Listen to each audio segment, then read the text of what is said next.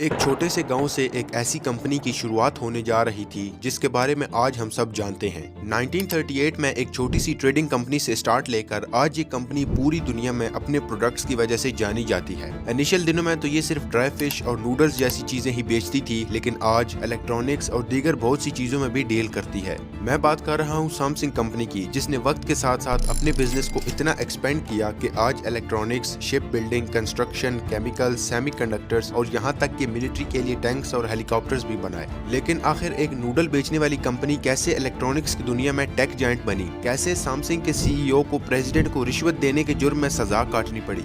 World war 2 जैसे मुश्किल time में भी इसने कैसे सरवाइव किया? क्या इसके पीछे गवर्नमेंट थी या दुनिया पर राज करने का जुनून? आइए जानते हैं इन्फो सर्विस की इस वीडियो में।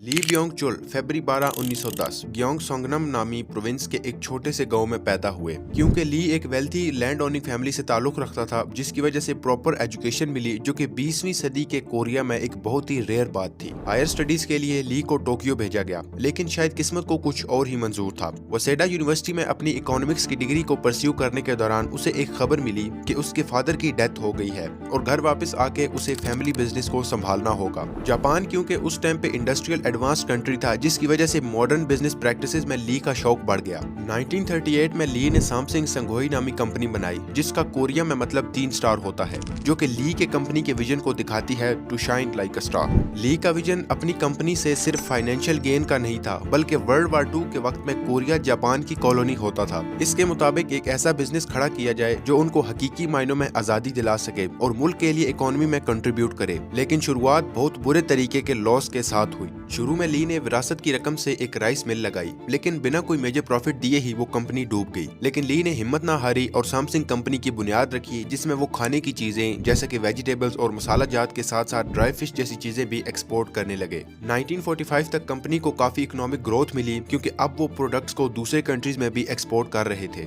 लेकिन एक दफा फिर ली को जंग की सिचुएशन का सामना करना पड़ा, जिसकी वजह से हालात को देखते हुए कंपनी को 1950s में बुसान में शिफ्ट करना पड़ गया। जापान के विड्रॉल के बाद कोरिया के अंदर एक इकोनॉमिक वैक्यूम बच गया था, जिसको पूरा करने और अपने मुल्क की मैशियत को बेहतर बनाने के लिए ली ने एक शुगर मिल भी 1953 में लगा डाली और इस तरह कोरिया की पहली sugar manufacturing company Cheil sugar manufacturing भी सैमसंग ने ही स्टार्ट की थी। 1954 में एक वूल फैक्ट्री बनाई, जो कि बाद में पूरी कंट्री की लीडिंग वूल प्रोड्यूसर कंपनी बनी। क्योंकि बिजनेस एक्सपेंड हो रहा था, जिसकी वजह से ली ने सोचा कि क्यों न फाइनेंस और सिक्योरिटी जैसे सेक्टर्स में भी कदम रखा जाए। क्योंकि जंग का दौर था और यूएस के ट्रूप्स को मिलिट्री ट्रक्स और इक्विपमेंट्स की जरूरत थी, इस कंपनी ने ट्रकिंग का बिजनेस भी स्टार्ट करने का सोचा, जिसमें वो काफी हद तक कामयाब भी हो गए थे। ली चुल का इंडस्ट्रियलाइजेशन में एक स्ट्रॉन्ग बिलीव था, इसलिए कंपनी ने एक टेक सेक्टर पर भी राज करने का सोचा और 1960 में अपनी पहली इलेक्ट्रॉनिकल प्रोडक्ट बना डाली, जो कि एक black and white television screen थी। लेकिन ली ने सोचा कि लॉन्च से पहले प्रोडक्ट की वो खुद इंस्पेक्शन करेगा। जब इन टेलीविजन का पहला बैच लॉन्च होने के लिए रेडी था,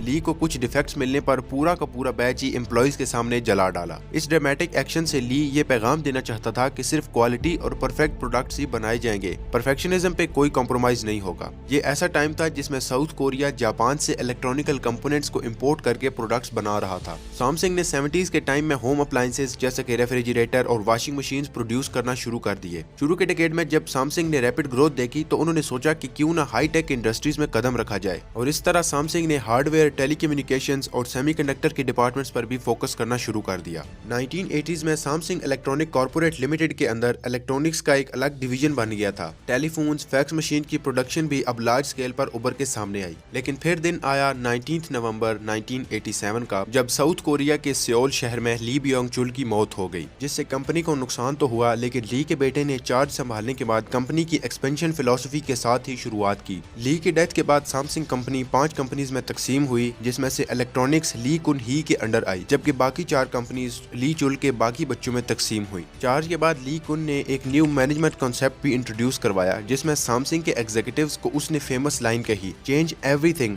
but your kids and wifes. Subordinates अपने बॉस को एरर्स रिपोर्ट करेंगे। वुमेन्स को सीनियर एग्जीक्यूटिव की पोजीशन पर प्रमोट किया गया। मोर ओवर प्रोडक्ट्स की क्वांटिटी से ज्यादा क्वालिटी पर फोकस किया जाए। 1996 में ली कुन ही को फॉर्मर प्रेसिडेंट रो टाई वू को रिश्वत देने के जुर्म में गिल्टी पाया गया और जज ने उसे 2 साल की सजा सुना दी, मगर 1997 में उसकी सजा माफ हो गई और वो दोबारा अपनी कंपनी के साथ जुड़ गया। ली कुन की इम्प्रिजनमेंट के दौरान भी कंपनी रैपिडली ग्रो करती रही। फिर वक्त आता है 2000 का, जब दुनिया एडवांस हो रही थी और एप्पल ने अपना पहला स्मार्टफोन आईफोन भी लॉन्च कर दिया था। जल्द ही सैमसंग के गैलेक्सी स्मार्टफोन्स भी मैदान में आ गए और देखते ही देखते दुनिया के मोस्ट प्रेज्ड और सेलिंग स्मार्टफोन्स भी बन गए। जैसा कि सैमसंग को इनोवेशन की वजह से जाना जाता है, 2006 में टेलीविजन की टॉप सेलिंग ब्रांड, 2010 में गैलेक्सी टैब के साथ टैबलेट कंप्यूटर्स, 2013 में गैलेक्सी गियर के साथ स्मार्ट वॉचेस और 2019 में गैलेक्सी फोल्ड के साथ फोल्डेबल फोन्स जैसी नई नई इनोवेशंस का आगाज किया। और पहला गैलेक्सी एज फोन, जो कि अपने आप में ही टेक का शाहकार था, यह भी सैमसंग ने 2014 में खुद इंट्रोड्यूस कराया। अप्रैल 2008 में ली दोबारा टैक्स इवेजन के जुर्म में मुलविस पाया गया, जिसके नतीजे में 3 साल की इम्प्रिजनमेंट और साथ में $80 मिलियन